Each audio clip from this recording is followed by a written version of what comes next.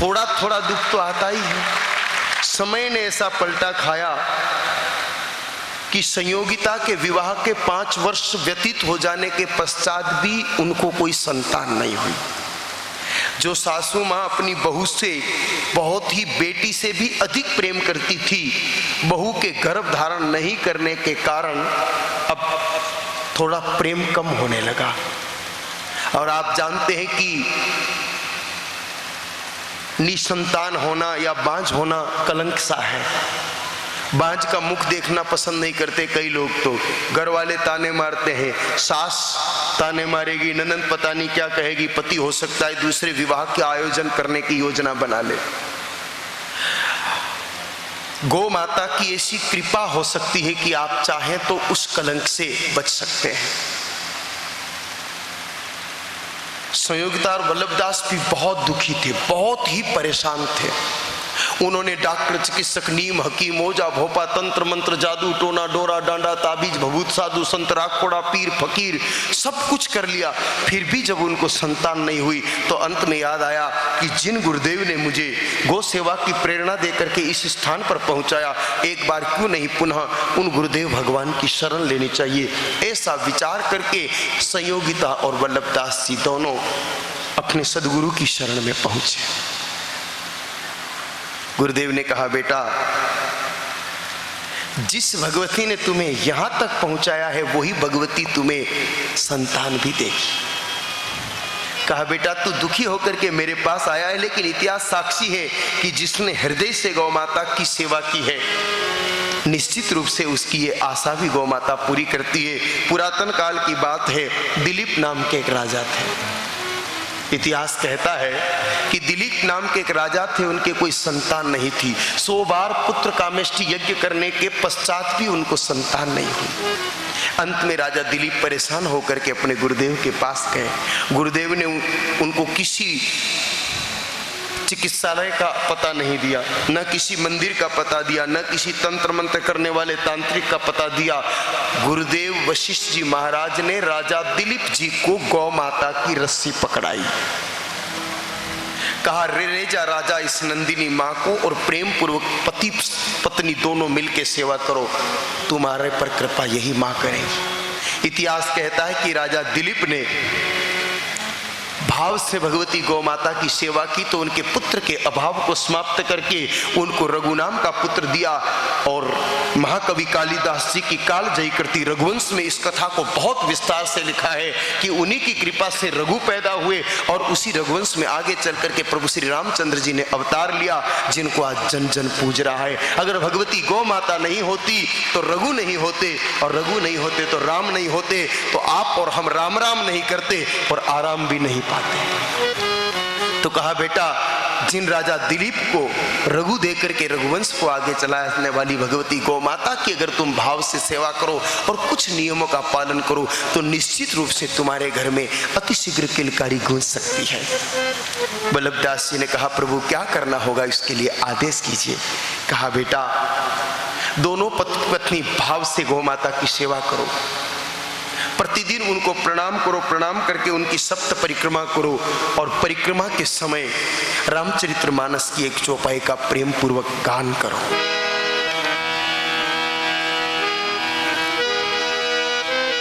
आदरणीय महाराज जी को वहां पधारना है, इसलिए महाराज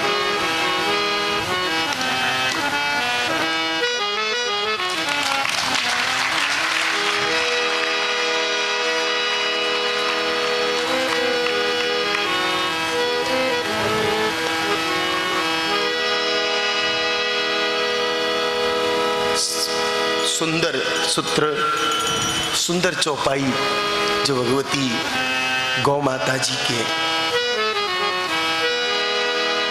आनंदमयी चरित्र के साथ, उनकी परिक्रमा के साथ गाने पर लाभ होता है। प्रेम से आप भी इस चौपाई को सुनिए। जा दिन ते हरी गर्भ ही आए,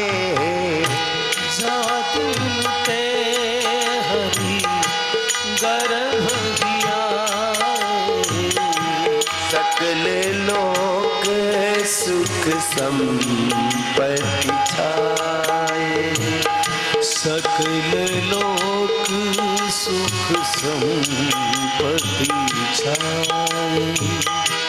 मंगल भवन अमंगल हारी, मंगल भवन अमंगल हारी।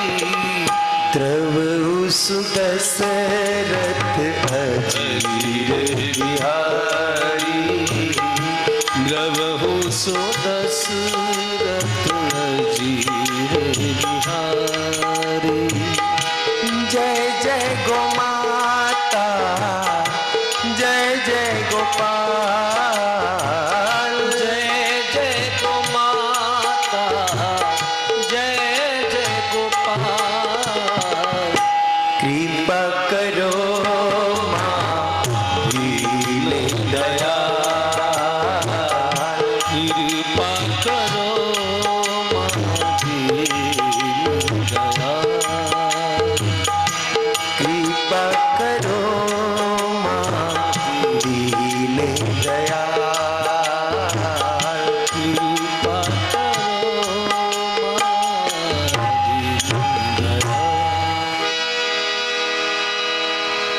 तो मेरे भाई बहनों, आप भी इस सूत्र को अच्छे से सुनना।